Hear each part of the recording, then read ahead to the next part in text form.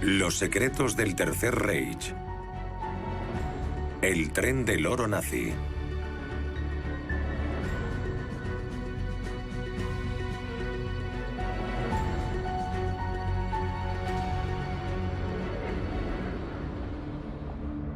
Todo comenzó en el verano de 2015.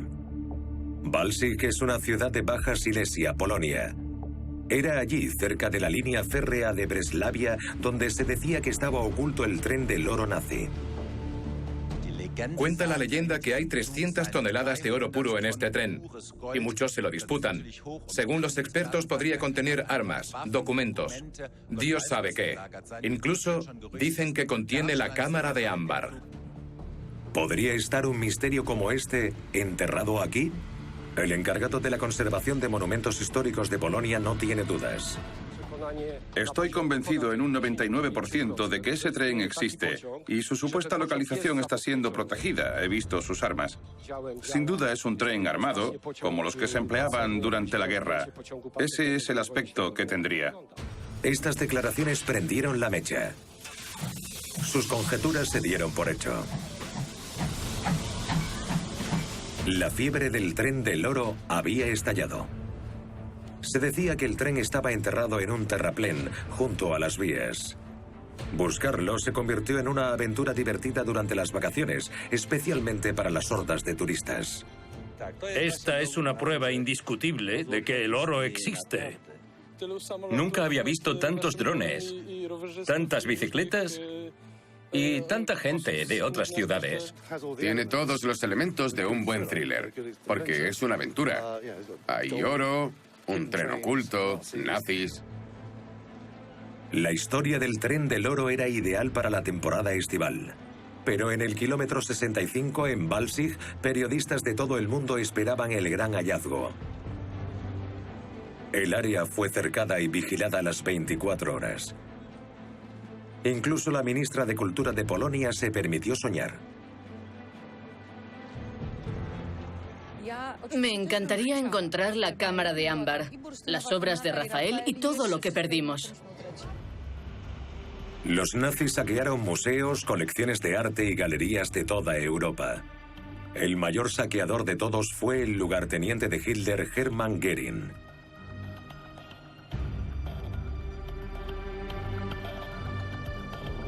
Siempre dejó clara su intención de llevar a cabo estos saqueos, incluso de aquellos que estaban pasados de moda, y así lo hizo.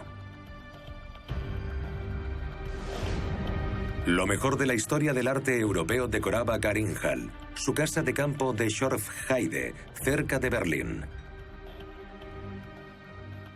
Göring rivalizaba constantemente con su superior Adolf Hitler, otro gran ladrón de arte que incautaba obras para un museo que pensaba construir en su ciudad natal, Linz. En mayo de 1945, las tropas estadounidenses se apoderaron de una enorme cantidad de tesoros artísticos en la casa de retiro de Hitler, Berchtesgaden. Era solo parte del botín de Göring y una mínima parte de lo que los nazis habían confiscado.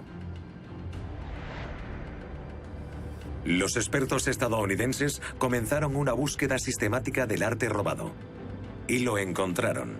5 millones de piezas, de las cuales 4 millones habían sido robadas o arrebatadas a sus dueños mediante extorsión. El lote valía miles de millones y muchas de las obras siguen sin encontrarse a día de hoy. Un ejemplo es la legendaria cámara de ámbar del Palacio de Catalina, cerca de San Petersburgo. Su valor era incalculable. Ahora el palacio cuenta con una réplica exacta en el lugar original. Pero, ¿dónde se encuentra la cámara de ámbar original? Sabemos con certeza que los alemanes se hicieron con la cámara de ámbar a las afueras de Leningrado en 1941. La llevaron a Königsberg y allí en el 44, a finales del 44, otoño del 44, desapareció. Sabemos que en agosto de 1944 las fuerzas aéreas británicas llevaron a cabo un ataque aéreo contra Königsberg y desde entonces hay quien dice que quedó destruida en ese ataque específico. Otros dicen que no, que se salvó, que en ese momento ya no estaba en el castillo y que había sido trasladada a la zona más occidental del Reich. ¿Se destruyó la cámara de ámbar o fue transportada más al oeste? Las teorías abundan, más que sobre cualquier otro tesoro nazi. Es una historia sin un final. Bueno, sí que es interminable, porque lleva circulando desde hace 70 años. Eso para empezar. Además, desde los 40 años que llevo interesado en este tema, me he encontrado entre 15 y 20 escenarios diferentes en los que ha sido encontrada, o casi encontrada, podríamos decir. En el último escenario, la cámara de ámbar estaba en un tren. Un tren que terminó en Baja Silesia, posiblemente aquí, cerca del kilómetro 65 de la línea férrea en Balzig. Inmediatamente después de la victoria aliada, en mayo de 1945, los especialistas estadounidenses comenzaron a buscar los tesoros robados por el oro nazi.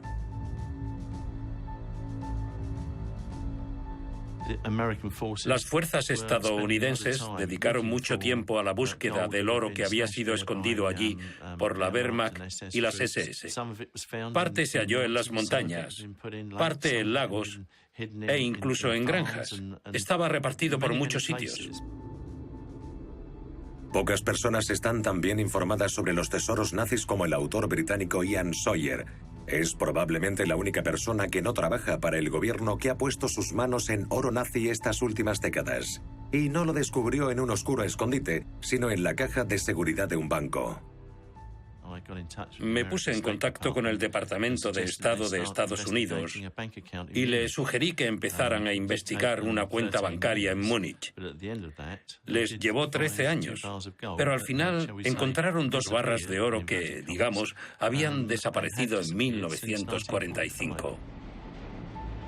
Este no fue el único caso. Por ejemplo, en 1945, el ejército estadounidense recuperó una serie de tesoros que las SS habían robado a los judíos húngaros en Austria. Esto sí que era un auténtico tren del oro, con 52 cajas de oro y diamantes, 1.560 cajas de plata, dinero en efectivo procedente de un banco y muchos cuadros. Una gran parte del tesoro desapareció después de que los estadounidenses se apoderasen de él. El gobierno de Estados Unidos tardó 60 años en llegar a un acuerdo. No todos los que se encontraron con este tesoro fueron honestos. La tentación debía ser enorme dado el valor del botín. Hoy en día parece probable que casi todas las posesiones documentadas de oro nazi fuesen recuperadas poco después de la guerra. Pero ¿quién puede estar seguro? Personalmente creo que se puede decir que queda una pequeña cantidad de oro nazi por encontrar. Me refiero sobre todo al oro que fue ocultado por personas que fallecieron antes de que se pudiera recuperar. Porque si alguien hubiera escondido oro nazi y no moría en circunstancias imprevistas, es probable que más adelante hubiese hecho el intento de canjearlo por coches, casas y cosas así. Así que debe estar en alguna parte. ¿Pero podría haber cientos de toneladas enterradas bajo estas vías de tren? El cazador de tesoros, Andreas Richter, estaría encantado. Él y su socio podrían quedarse con un 10% del botín si lo hallaran. En septiembre de 2015, publicaron un comunicado redactado por su abogado. Nosotros, Andreas Richter y Pete Cooper, descubridores de un tren armado de la guerra, declaramos que, tal y como exige la ley, hemos informado del hallazgo a las autoridades polacas y ha sido debidamente registrado. Tenemos claros indicios de la existencia del tren. Richter y Cooper no revelaron nada más. Esas fueron sus únicas declaraciones. Tampoco hicieron públicas las pruebas que tenían en su poder de su supuesto hallazgo. La duda estaba en el aire. Dijeron que habían encontrado el tren con un dispositivo como este, un sistema de radar de onda continua. En otras palabras, un georradar. Llevo usándolo muchos años. He investigado muchas reliquias del Tercer Reich y de la Primera Guerra Mundial. A menudo, eso implica investigar viejos túneles. Y este aparato es ideal para este tipo de búsquedas, porque también detecta cavidades, hasta una profundidad de 50 o 60 metros. La tecnología tiene varias ventajas. Su precio es asequible y su método de prueba es simple. Tiene una antena de transmisión que envía ondas electromagnéticas al suelo y las captura con otra antena receptora que transmite los datos a un ordenador, donde un programa informático las convierte en imágenes 2D o 3D. Así se puede ver perfectamente cualquier anomalía o cavidad existente en el suelo. Richter y Cooper no son los únicos en Balzig que soñaban con encontrar el tren del oro. El minero jubilado Tadeusz Slojkowski ha pasado la mitad de su vida obsesionado con él. Adquirió mapas alemanes de la época de guerra e incluso sin georradar llegó a la conclusión de que el tren estaba enterrado en el mismo lugar donde Richter y Cooper decían que se encontraba. Según Slojkowski, un trabajador ferroviario alemán le dio una información crucial hace décadas que lo convenció de que el tren se encontraba allí.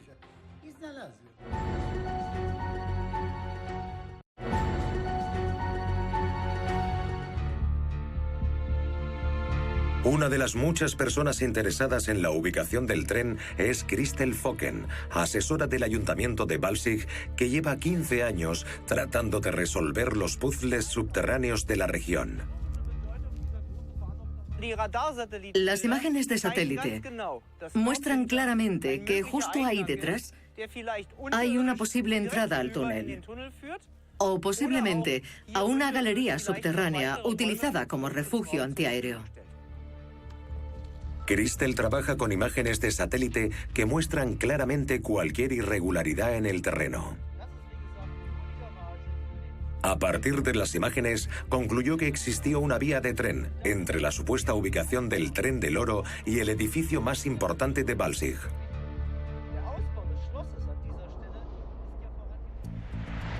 El castillo de Fürstenstein, ahora conocido por su nombre polaco Zamek Jans. En 1943, el castillo fue confiscado y reconvertido en cuartel general o sede regional para Hitler. De nombre en clave Riese o Gigante, era una de las 20 sedes regionales repartidas por toda Europa. Estos huecos de ascensores descienden a 50 metros dentro del castillo hasta las profundidades de la montaña. En el fondo hay un laberinto de pasillos y habitaciones.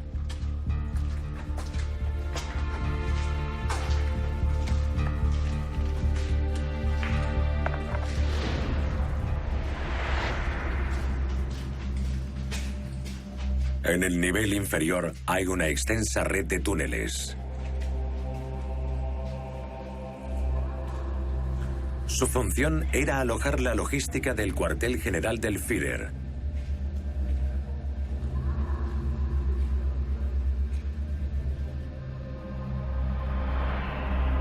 Pero en algunos lugares, los túneles terminan abruptamente en escombros.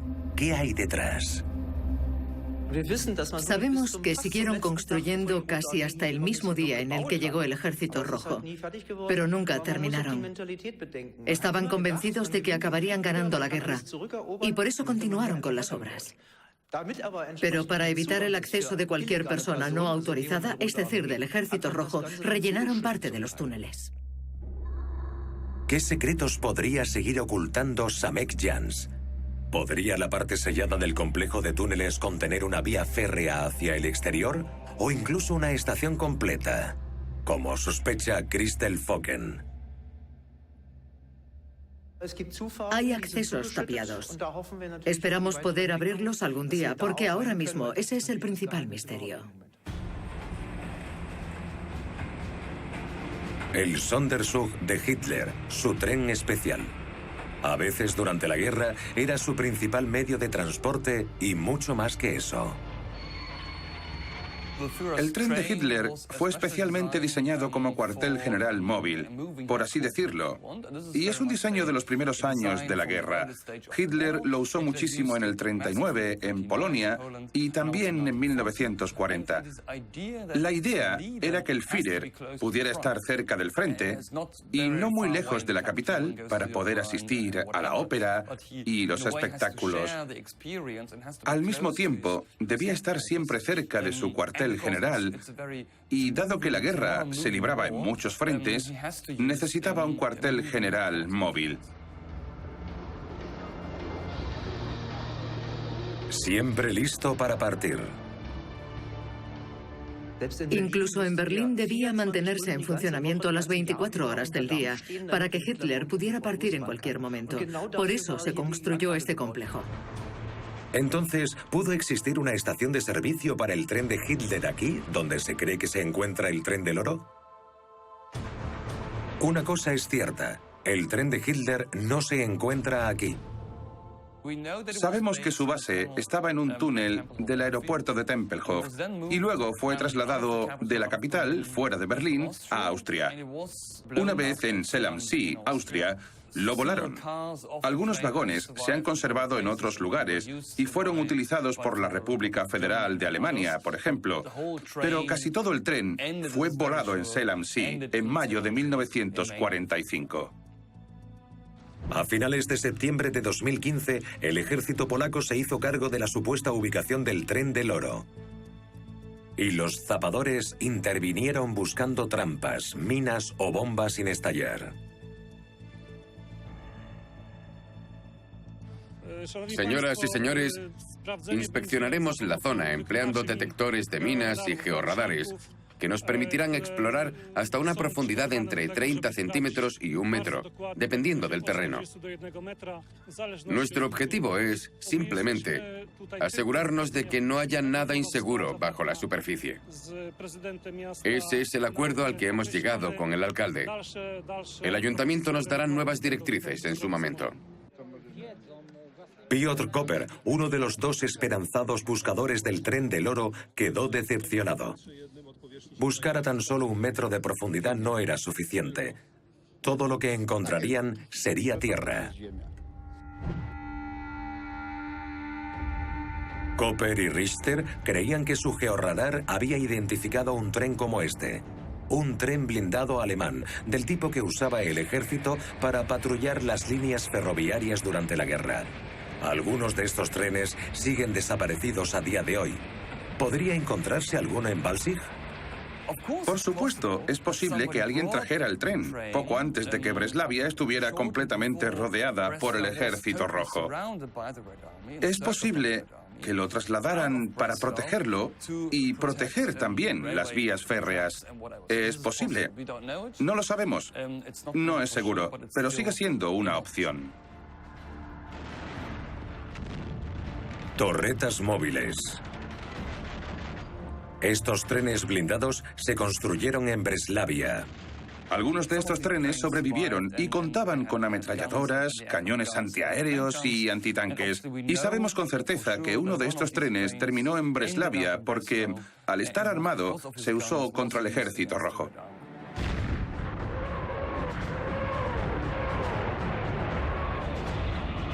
A finales de enero de 1945, el Ejército Rojo preparaba su ataque contra Silesia, cerrando el círculo en torno a su capital, Breslavia.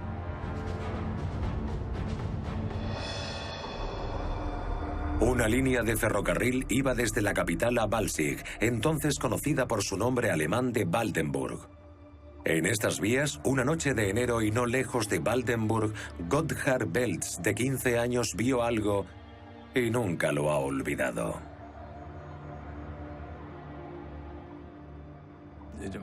Había niebla. Estaban repostando combustible o cargando agua, algo de eso. El tanque estaba cubierto con una lona.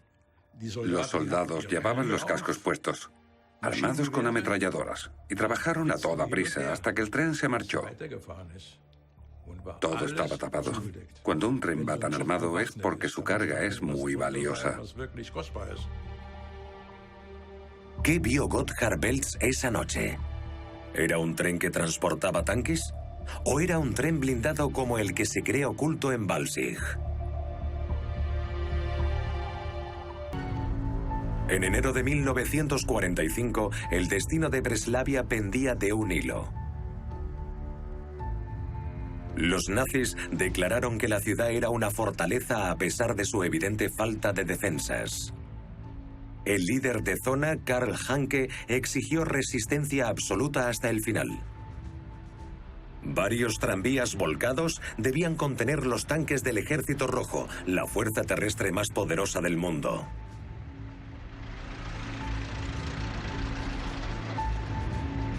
A mediados de febrero, el Ejército Rojo había aislado Breslavia por completo. Oíamos cómo el fuego de las ametralladoras se acercaba. Nada podía entrar ni salir. Los soldados de Breslavia nos dijeron: estamos aislados, nadie puede salir, debéis quedaros aquí. En su intento por defenderse, Breslavia se suicidó. Los soldados volaron edificios para que el Ejército Rojo no pudiera ocuparlos. Hanke despejó un corredor por el centro de la ciudad para construir una pista de aterrizaje.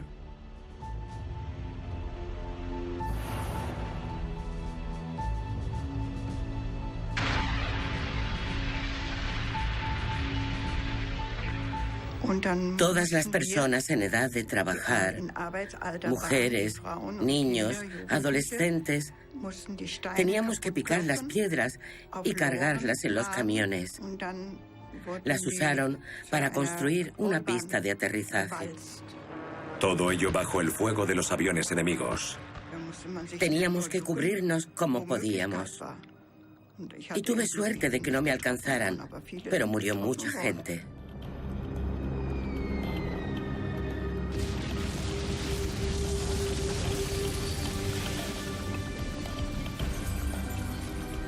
Muertes sin sentido. La pista de aterrizaje solo fue utilizada una vez por el propio Hanke. El 6 de mayo de 1945 huyó de Breslavia. Es lo triste de la historia, por así decirlo. Era un agitador que siempre pronunciaba aquellos discursos de odio y de no rendirse nunca, de plantar cara y defenderse. Y, sin embargo, trató de escapar de Breslavia y lo consiguió. Es algo que sabemos con certeza. Huyó de Breslavia y luego desapareció. ¿Acaso Hanke hizo planes para después de la derrota de Alemania? ¿Sacó objetos valiosos de Breslavia antes de que fuera sitiada? ¿Obras de arte? ¿Oro? Sin duda, tenía autoridad para hacerlo. Este es otro aspecto sobre el que especulan muchos cazadores de tesoros. Después de la guerra, el servicio de inteligencia polaca interrogó a un ex policía de Breslavia que había permanecido en Polonia en lugar de huir a Alemania, como hicieron la mayoría de los alemanes. Herbert Klose testificó, después de negarlo, que al final de la guerra, las SS y la policía habían acumulado un gran tesoro de oro en la comisaría de policía de Breslavia. El oro procedía principalmente de los bancos de la ciudad y fue almacenado en decenas de cajas. Él no descubrió su contenido hasta más adelante. El llamado tesoro del tren de Breslavia nunca ha sido hallado. ¿Podría ser esta otra pieza en el rompecabezas del tren del oro?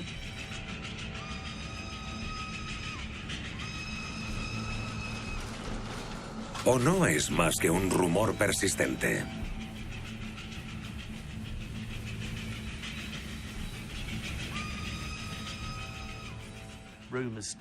El rumor comienza más o menos así.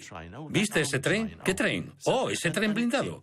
Y va creciendo cada vez más, y las armas son cada vez mayores, y el tesoro más valioso. Y por supuesto está lo de, bueno, hay túneles y no se puede acceder a ellos. Volaron los accesos. ¿Crees que habrá algún tren todavía dentro? Puede ser. ¿Y crees que ese tren contendrá un tesoro? ¿Por qué iban a volar el túnel si no? Y de repente tienes una serie de preguntas y respuestas que hace que la gente se cuestione si realmente podría haber sucedido de ese modo, hasta que al final deja de ser conjetura y se convierte en un hecho.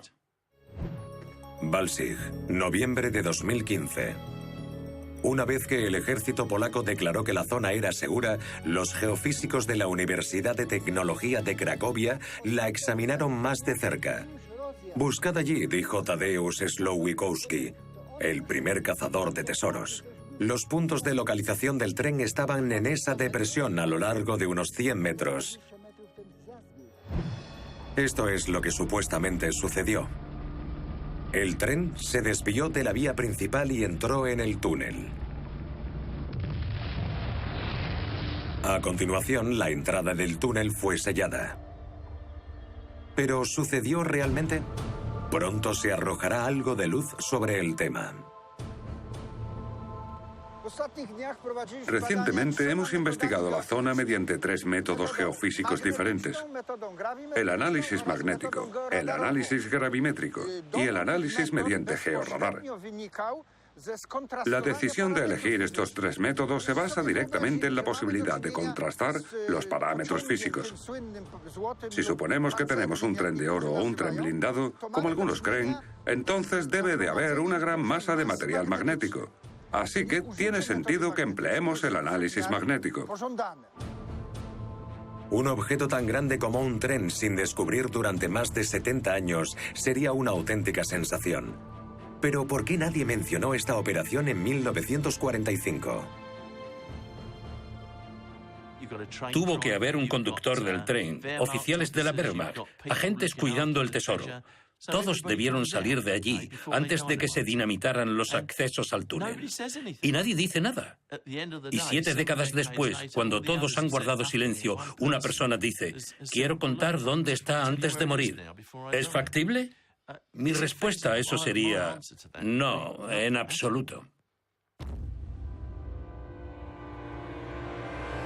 Además, había lugares más lógicos para esconder un tren. A pocos kilómetros al sur de Balzig se encuentra el túnel de Osched. Situado a las afueras de la ciudad, estaba destinado a ser un refugio para el tren especial de Hitler.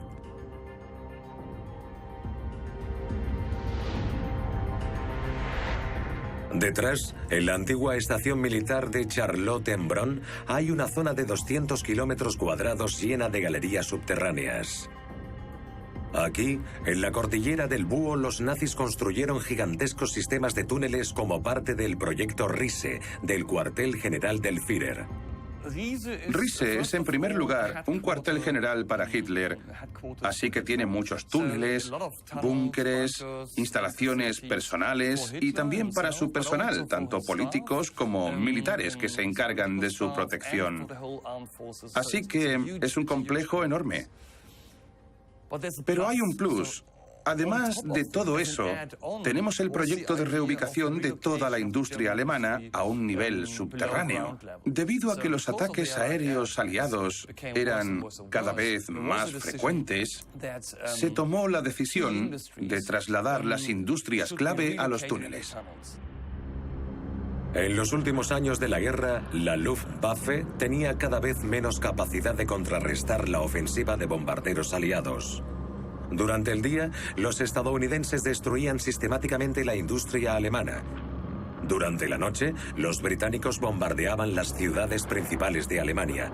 Prácticamente todas ardían en llamas en los últimos años de la guerra.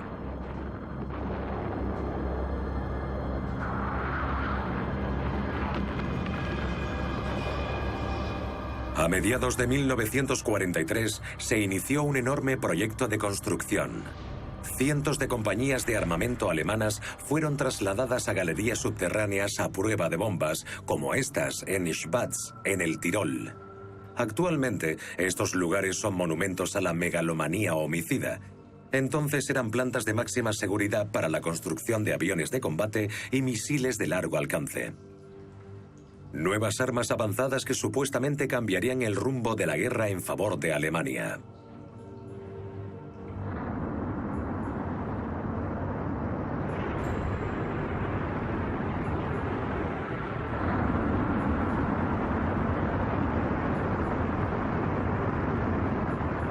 La producción y desarrollo de cohetes formaban parte del creciente imperio de las SS de Heinrich Himmler. La mayor parte del ensamblaje de cohetes los hacían trabajadores de los campos de concentración, como estos en la fábrica subterránea de Mittelbau Dora, en Turingia.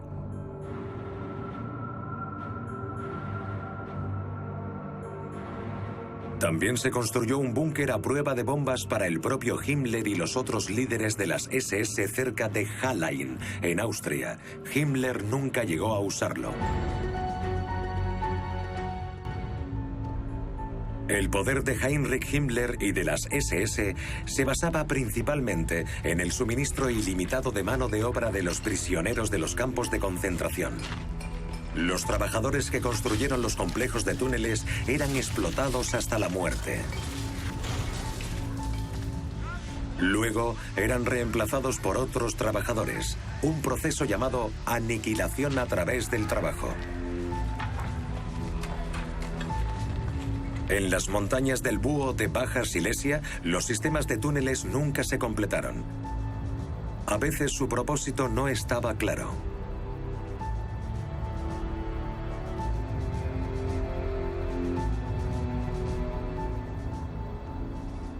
Los alemanes excavaron túneles como topos, así que hay muchas instalaciones y el problema es que no contamos con un informe final por parte de los alemanes.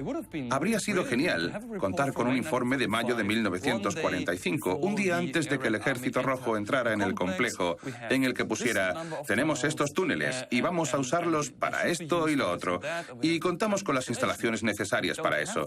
Pero no tenemos nada de eso. Lo único que tenemos es un informe de Albert Speer. Ya en 1944, Albert Speer informó que había usado 257.000 metros cúbicos de hormigón y había excavado 213.000 metros cúbicos de túneles, cifras que superan con creces los datos que se conocen en la actualidad. Siempre hay una política dentro del sistema que dicta que los informes hay que redactarlos de la forma más positiva posible. Otra opción es que muchos túneles fueran destruidos por los alemanes o por los rusos, no lo sabemos, o incluso por los polacos. Simplemente no lo sabemos, y muy pocos son visitables. Se conoce la existencia de una media docena de sistemas de túneles al sur de Balzig. ¿Pero hay más? Nadie se atreve a descartarlo. Es muy posible, incluso probable, que la cordillera del Búho siga guardando sorpresas en su interior. Constantemente se descubren nuevas entradas o accesos a los túneles que habían sido sellados. Solo Christel Focken informó de 4 supuestos túneles a finales de 2015. Hausdorff, túnel 7. Quedó expuesto tras abrirse una grieta en el terreno. Podemos excavar un poco y explorarlo. Seríamos los primeros en entrar en 70 años. Le echaremos un vistazo. Genial. Ahora ha reclutado a 2 espeleólogos de Múnich, Andreas Willer y Norbert Hans. Modo normal. Están bien equipados y tienen mucha experiencia. Llevamos unos 10 años haciendo este tipo de expediciones y hemos explorado entre 100 y 150 complejos. Nuestro objetivo es documentar y reconstruir lo sucedido. Intentamos explorar la historia de estos lugares, lo que se fabricaba en ellos, y exponer el sufrimiento de los prisioneros. Es como bucear en un naufragio y estudiar historia, todo combinado.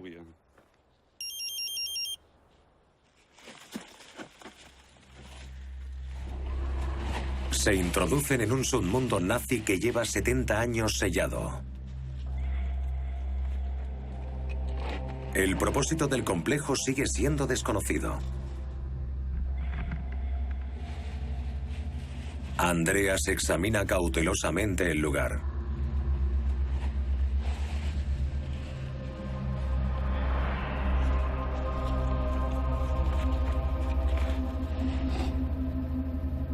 Pero no parece haber modo de entrar.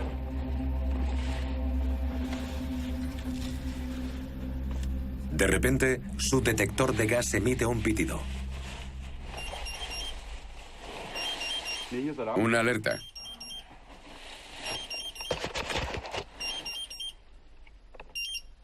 Tenemos que salir. Es metano o algo similar. El metano se produce en túneles como este cuando los soportes de la madera se pudren. Ya podemos olvidarnos. Baja otros 5 metros y luego hay una parte derrumbada. De acuerdo.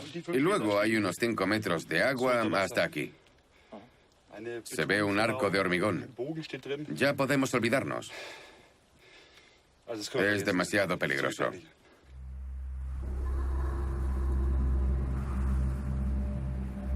Un temerario cazador de tesoros murió sepultado en esta misma región en septiembre de 2015. Los túneles sellados del proyecto RISE aún guardan muchos secretos. La parte más misteriosa es el complejo de Osufka. Desde la superficie, un pozo desciende 50 metros hacia las profundidades.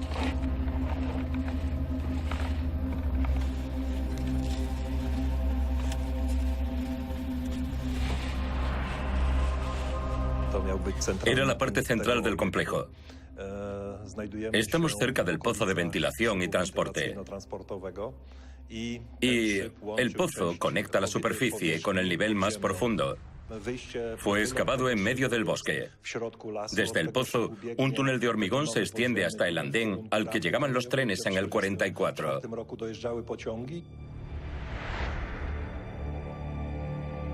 Un documento secreto de los últimos días de la guerra establece que las armas y las municiones debían ser almacenadas aquí. Por lo tanto, es muy posible que el supuesto tren de Balsic se dirigiera a este punto y solo transportase armas, no oro.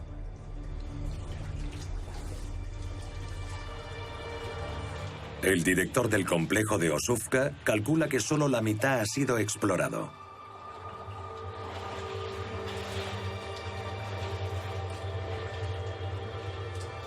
¿Qué se oculta en las zonas inaccesibles? Muchos de los techos del túnel tienen la altura del techo de una catedral. Hay espacio suficiente para alojar equipos grandes o incluso trenes enteros. No está terminado. Hay secciones que tienen un revestimiento de hormigón. Zonas que seguramente se han derrumbado. Parece una obra a medio terminar. Si tenemos en cuenta el complejo en general, está claro que tenían grandes planes para este sitio. ¿Planes para qué? El señor Lasanovsky, director del museo, tiene una interesante hipótesis. La ciudad subterránea, porque el complejo de Osufka es prácticamente una ciudad subterránea, estaba destinada a ser un búnker para los químicos y físicos que trabajaban en el desarrollo de la bomba atómica. Tras la rendición de Alemania, los soviéticos buscaban precisamente eso: instalaciones asociadas con la investigación atómica alemana.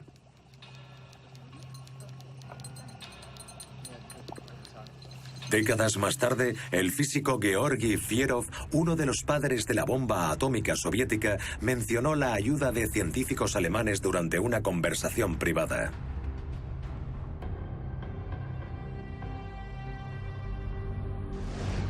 ¿Pero qué encontraron los soviéticos de Osufka? Aún se desconoce. Estos cimientos en la superficie del complejo son especialmente notables. Hasta el momento, nadie ha podido explicarlos. A finales de los 50, los soldados del Ejército Rojo que llegaron hasta aquí dijeron que podía tratarse de un prototipo de planta nuclear. Entonces, la carga del tren de Balsic, si es que existió alguna vez, podría haber sido alta tecnología en lugar de oro o armas.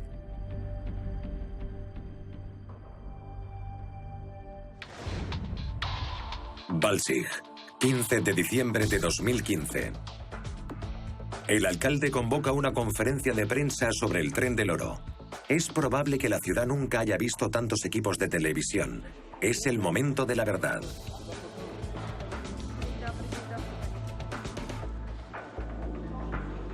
Por primera vez, Piotr Koper y Andreas Richter presentan públicamente los resultados de sus pruebas con georradar. A continuación, el profesor Madej de la Universidad de Tecnología de Cracovia discute las conclusiones de su grupo de trabajo. Richter y Koper muestran un modelo informático tridimensional que han superpuesto en una foto aérea del lugar. Siguen convencidos de que probablemente muestra un tren blindado oculto. Muestra estructuras rectangulares de forma regular. A continuación, toma la palabra el profesor Madej. Con minuciosidad científica, presenta los métodos de prueba que él y su grupo de trabajo utilizaron y los resultados que obtuvieron. Dedica una gran cantidad de tiempo a las pruebas que él y sus colegas llevaron a cabo con magnetómetro. La emoción aumenta. Finalmente deja la conclusión a un periodista de la sala. ¿No hay tren? ¿Que no hay tren? Yo no he dicho eso.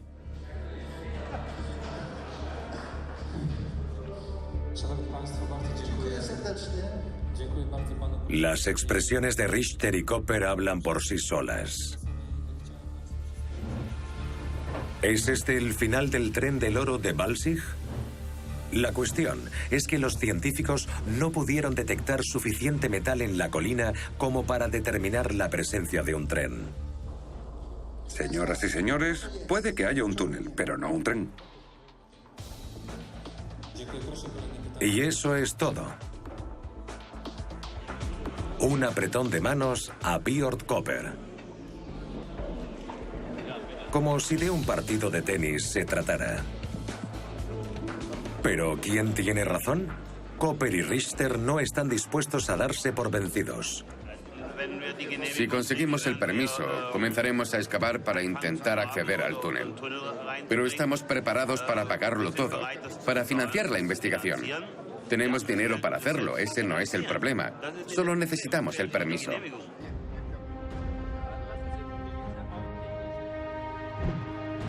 ¿Realmente merece la pena invertir tanto dinero en buscar un tren que es posible que ni siquiera exista? Al menos no aquí. Estoy completamente convencido. Puede haber algo ahí, de acuerdo. Es posible que haya algo, pero creo que se sentirán muy decepcionados con lo que encuentren. Serán cosas como cascos del ejército alemán, o guantes, o suministros, o material oxidado. Tal vez encuentren un cuchillo o una pistola, o algo así. Ese es el tipo de cosas que podrían encontrar. Pero incluso si ese resulta ser el caso, sigue habiendo muchos túneles sellados e inexplorados en la región donde podría encontrarse el tren. Por último, me gustaría decir que siempre hay un tesoro nazi a la espera de ser descubierto, como el caldero de oro al final del arco iris. La historia del tren del oro de Silesia aún no ha terminado.